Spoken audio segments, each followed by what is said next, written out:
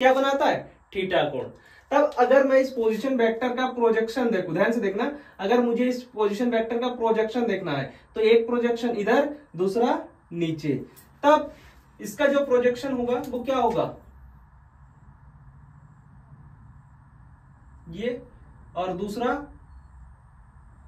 ये, तो ये क्या हो जाएगा, ये हो जाएगा आर साइन थीटा, और ये क्या हो जाएगा, आर कॉस थीटा। इतना क्लियर है, ठीक है। अब मुझे इस पोजीशन वेक्टर और इस एंगल का मुझे क्या लेना है, यूनिट वेक्टर लेना है। तो वहां पे मैं यूनिट वेक्टर कैसे लूं, तो देखो जब मैं इसका यूनिट वेक्टर लूंगा तो वो इधर ही जाएगा, ये क्या हो जाएगा, आर कैप, क्योंकि 2D में है तो ये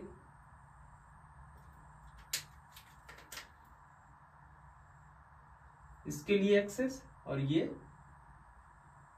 इसके लिए एक्सेस, ये सेम वही हो जाएगा एक्स और ये वाई।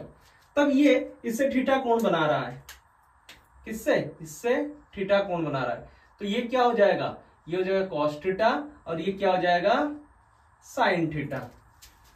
इतना क्लियर है, ठीक है। अब देखो ध्यान से देखना, थीटा कैसे चल रहा है, ऐसे, पोजीशन वेक्टर तो इधर जा रहा था, ठीक है। अब इस पॉइंट पर मुझे अगर इसका पोजीशन यूनिट वेक्टर लेना है और एंगल का यूनिट वेक्टर लेना है, तो एंगल देखो क्या ऐसे ही बढ़ रहा है, तो अगर मैं एंगल को बढ़ाऊंगा तो क्या ऐसे बढ़ेगा, ठीक है। तब ये जब ऐसे बढ़ेगा तब इसका जो यूनिट वेक्टर होगा वो कुछ इस प्रकार होगा, ये, और ये क्या होगा, थीटा कैप, क्या होगा, थीटा कैप।